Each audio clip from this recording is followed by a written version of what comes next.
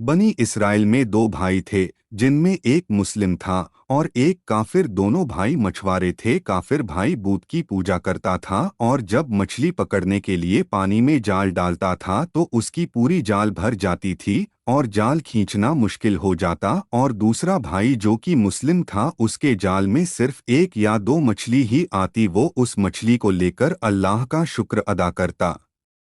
एक बार उस मुस्लिम मछुआरे की बीवी अपने छत पर गई तो उसकी नज़र काफिर मछुआरे की बीवी पर गई, जो अच्छे कपड़े और अच्छे जेवर पहने हुए थी। ये देखकर उस मुस्लिम मछुआरे की बीवी के दिल में लालच पैदा हो गया और वो बोली कि काश मेरे पास भी इतनी दौलत होती।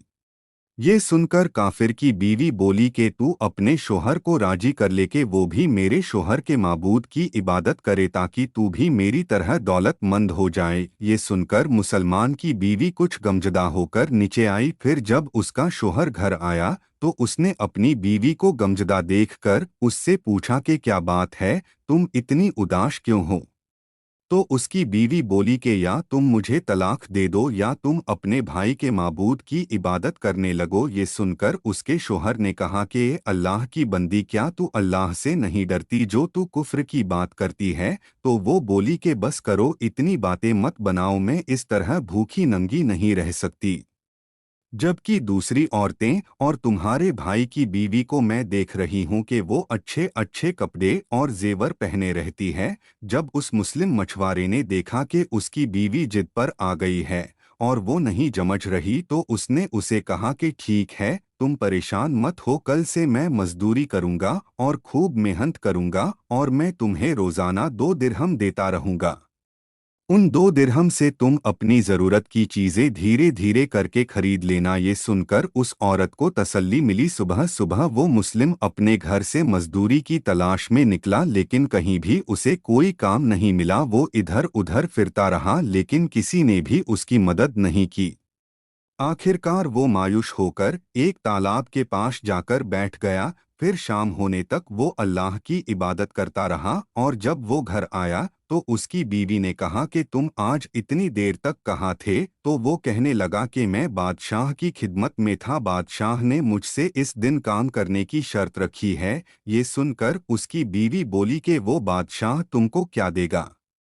तो उसने जवाब दिया कि मेरा बादशाह बड़ा करीम है और उसके खजाने खूब दौलत से भरे हुए हैं, वो मुझे वो सब देगा जो मैं उससे मांगूंगा। फिर वो इसी तरह अपने खुदा की इबादत में लगा रहा। जब तीसरी रात हुई तो उसकी बीवी ने कहा कि अगर तुमने कल मुझे दिरहम नहीं लाकर दिया तो तुम मुझे तलाक दे देना। ये सुनकर उसको बहुत दुख हुआ और फिर वो अगले दिन एक यहूदी के पास गया और उससे कहा कि क्या तुम मुझे अपने पास मजदूरी पे लगा लोगे? ये सुनकर उस यहूदी ने कहा कि हाँ, मैं तुम्हें मजदूरी पे लगा लूंगा, मगर एक शर्त है कि मेरे पास तुम्हारे खाने पीने का कोई इंतजाम नहीं होगा। ये सुनकर उसने उस यहूदी की शर्त मान ली और रोजे की नियत करके वो उसके साथ मजदूरी पे चला गया। उधर दूसरी तरफ एक आदमी उसकी बीवी के पास गया, उसका दरवाज़ा खटखटाया तो उसकी बीवी बाहर निकली। तो उस आदमी ने उसकी बीवी को 29 अशर्फी दिए और उससे कहा कि ये तुम्हारे शोहर की मजदूरी है। तुम्हारा शोहर 29 दिन से बादशाह की खिदमत में था और फिर तुम्हारे शोहर ने बादशाह को छोड़ दिया। अगर वो 30वें दिन भी बादशाह की खिदमत में जाता तो उसे बहुत कुछ मिल जाता, लेकिन वो एक यहूदी के पास चला गया। अगर वो हमेशा बादशाह की खिदमत करता तो उसे हमेशा इनामो इकराम मिलता। बस ये लो 29 अशर्फी, अगर वो आज भी आता तो 30 अशर्फियाँ मिलती। फिर वो औरत उनमें से एक अशर्फी लेकर बाजार गई और एक सुनार को वो अशर्फी दिखाया तो उस सुनार उस अशर्फी के बदले 1000 दिरहम दे दिए। जब शाम को वो आदमी घर आया तो उसकी बीवी ने उससे कहा कि आज तुम कहाँ थे? तो उसने कहा कि आज मैं एक यहूदी के साथ काम पर था। तो उसकी बीवी ने कहा कि आखिर तुम बादशाह की खिदमत छोड़कर किसी और की खिदमत क्यों करते हो? फिर उसने अपने शोहर को अशर्फियों का वाकया सुनाया, जिसको सुनकर वो आदमी रोते रोते बेहोश हो गया। जब उसे होश आया तो अपनी बीवी से कहने लगा कि अफसोस, मैंने दोनों जहां के बादशाह की खिदमत को अपने ऊपर लाजिम न किया। उसके बाद उस आदमी ने अपनी बीवी को छोड़ दिया और पहाड़ों पर चला गया, जहां खुदा की इबादत करके अपनी सारी जिंदगी गुजार दी और वही उसका इंतकाल भी हो गया।